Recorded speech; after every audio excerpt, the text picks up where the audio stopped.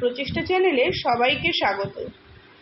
আজকে দেখুন, এত প্রচণ্ড গরমে সকালবেলা আমি ভিডিও করতেই পারিনি।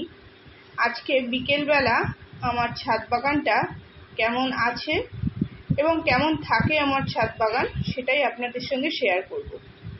প্রচণ্ড গরম, এত গরম কি বলবো, যে এখানে 5:30 6টার আগে জল দেওয়া অসম্ভব।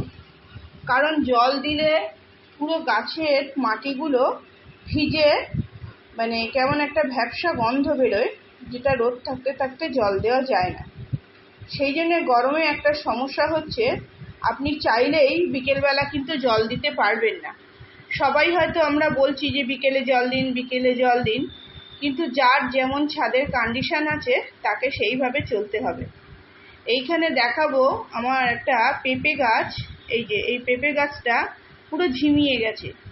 তার কারণটা কিন্তু গোড়াটা ভিজে আর ওপর থেকে প্রচণ্ড গরম বা তাপ পেয়েছে। গাছটা জল দিলেও বাঁচবে কি ঠিক নেই, কিংবা অনেক সময় জল বেশি হলেও কি হয়, গাছ শুকিয়ে যায়। তো গরমকালে প্রথম সমস্যা হচ্ছে আমরা জল কিভাবে দেব, কখন দেব। তো বারবার বলছি, যারা ছাদ বাগান করছেন, আমি নিজস্ব অভিজ্ঞতা থেকেই কথাটা বলছি। দেখুন কি সুন্দর ঝিঙে ফলেছে। আগে 4টে ঝিঙে তুলেছি, এখন আবার 3টে ঝিঙে পলিনেশন করেছি। তো যাই হোক, বলছিলাম জলের কথা। তো মাটি ঠান্ডা হবে, তারপরেই কিন্তু আপনারা গাছে জল দেবেন। আর জল বিকেলে ওই 6টার সময় জল দেওয়ার পর পারলে ছাদটাও একটু ধুয়ে দেবেন। তাহলে কি হবে, যেহেতু রাত হয়ে গেছে, পুরো গাছগুলো অনেক সময় ঠান্ডাও থাকবে, এতে গাছেদের ভালো হবে। আর রোদ থাকতে থাকতে জল দিলে দেখবেন হঠাৎ করে কোনো একটা গাছ ঝিমিয়ে গেছে, সেটাতে আপনি কিছুতেই সেটাকে বাঁচাতে পারবেন না। এটা একটা সমস্যা, জলের সমস্যা। দ্বিতীয় সমস্যা, আমরা সব সময় মনে করি ফল নেব, ফুল নেব, সবজি নেব গরমে, কিন্তু আমাদের বোঝা দরকার আমাদের স্বাভাবিক জীবনও কিন্তু ব্যতিব্যস্ত হয়ে যায় যখন প্রচণ্ড গরম পড়ে। আমরা কোনো কিছু করেই শান্তি পাই না। রান্না, খাওয়া, আমাদের নিত্য নৈমিত্তিক যা কাজ, সেগুলো কিন্তু আমাদের করতে ইচ্ছা করে না। তাহলে ভাবুন গাছেদের অবস্থা কি হয়।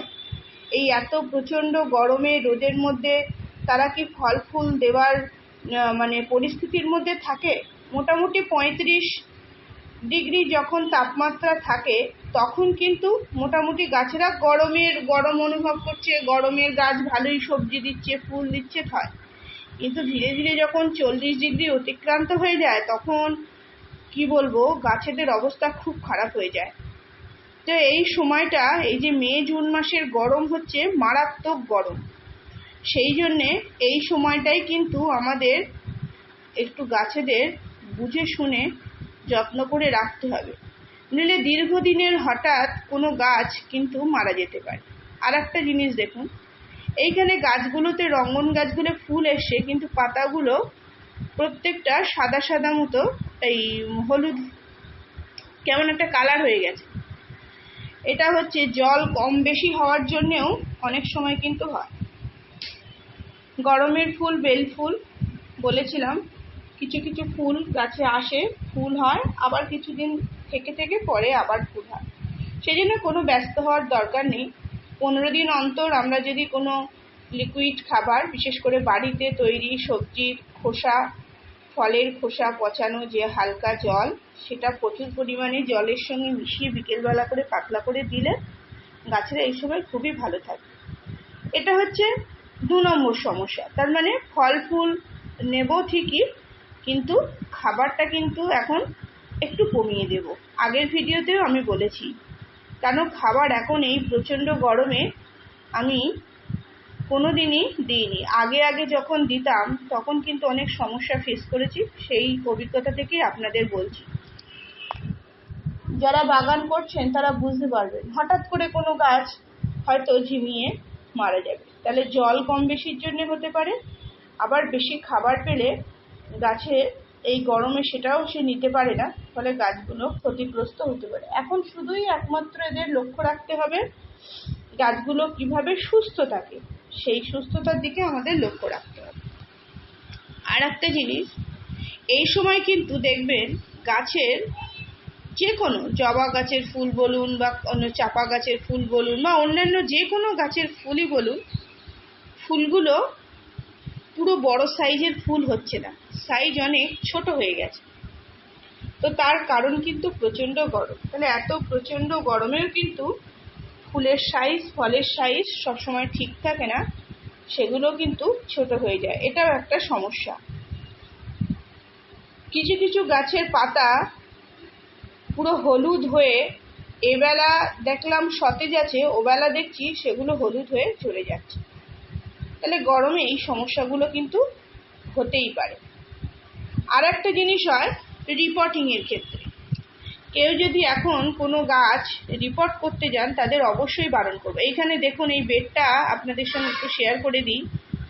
এই বেডটা কিন্তু আমি নতুন অনলাইন থেকে নিয়েছি এবং সেট করেছি। তলায় পাতা সার দিয়ে, মানে শুকনো পাতা, তার উপরে কিচেন কম্পোস্ট এবং পুরো 1 কিলো একটা কোকোপিট জলে ভিজিয়ে সেটা ওপরে ছড়িয়ে দিয়েছি। ওই মাটিটা বসবে, তার উপরে আবার কিছু কিছু কিচেন কম্পোস্ট দেব, দিয়ে তারপরে ওর মাটিটা রেডি করব। তাহলে একটা বেড রেডি করব বলে প্রস্তুতি কিন্তু অনেকদিন আগেই নিয়েছিলাম।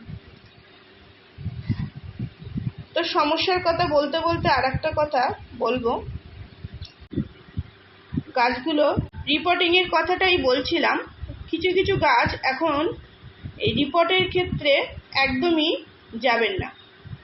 যেমন আমার হয়েছে কি, বোগেনভেলিয়া গাছ 2 দিন আগে প্রচণ্ড ঝড়ে গ্রাফটিং থেকে কিছু কিছু গাছ ভেঙে গেছে, এটা তো একটা ক্ষতি হয়েছে। আর কিছু বড় বড় গাছ ওপরে রেলিংয়ে রেখেছিলাম, সেখান থেকে পড়ে টব ভেঙে গেছে। তো আমি কি করেছি, ভাঙা টবটাকে সরাতে যাইনি, সেইভাবেই যে কোনোভাবে সেটাকে বেঁধে রেখে দিয়েছি। কোনো গাছ যদি এখন আমি রিপোর্ট করতে যাই তাহলে গাছটা কিন্তু মারা যাবে। তাহলে আমি 3টে সমস্যার কথা বললাম: জল, খাবার, রিপোর্টিং। আর একটা জিনিস, আমরা যদি এখন কোনো গাছের বীজ বপন করতে চাই তো অবশ্যই আমাদের এত রোদের মধ্যে না রেখে একটু হালকা যেখানে রোদ পায়, দেখা যাচ্ছে এটা আমার দোতলার উপরে ছাদ বাগান, প্রচণ্ড গরম, তো সেটাকে একতলায় রেখে কোনো একটা ঠান্ডা জায়গায় রেখে সেটাকে বীজ তৈরি করতে হবে। এইবার দেখুন, বিকেলবেলা ভিডিও করছিলাম, অন্ধকার হয়ে গেছে বলে লাইটটা জ্বালিয়েছি। কেমন লাগছে আমার ছাদ বাগানটা। অনেক দিন দিয়েই ভাবি যে সন্ধেবেলা আমার ছাদ বাগানটা কেমন লাগছে আপনাদের সঙ্গে একবার শেয়ার করব। গাছগুলো দেখুন, গাছগুলো কিন্তু সবুজ আছে, সুস্থ আছে, এতেই কিন্তু আমার মনে শান্তি। আর সকালবেলা যদি আমরা আসি তো তখন দেখব অনেক ফুল ফুটে আছে, কিন্তু বিকেলবেলা আপনাদের দেখাচ্ছি গাছগুলো জল দেওয়ার পর সন্ধেবেলা কেমন আমার গাছগুলো আছে। এখন কিন্তু আমি গাছে খুব বেশি ফল ফুলের আশা করছি না, গাছগুলো যাতে বেঁচে থাকে সেই জন্যই বলছি। তাহলে খাবার, জল, বীজ বপন, রিপোর্টিং, এইগুলোর সাথে সাথে আরও কিছু কিছু সমস্যা দেখা যায়, বিভিন্ন রোগ পোকা। তার জন্যে কিন্তু আমাদের সন্ধ্যের পরে অবশ্যই কীটনাশক প্রয়োগ করতে হবে। এইভাবে কীটনাশক প্রয়োগ না করলে গাছে অনেক পোকামাকড় লেগে গাছগুলো নষ্ট হয়ে যাবে।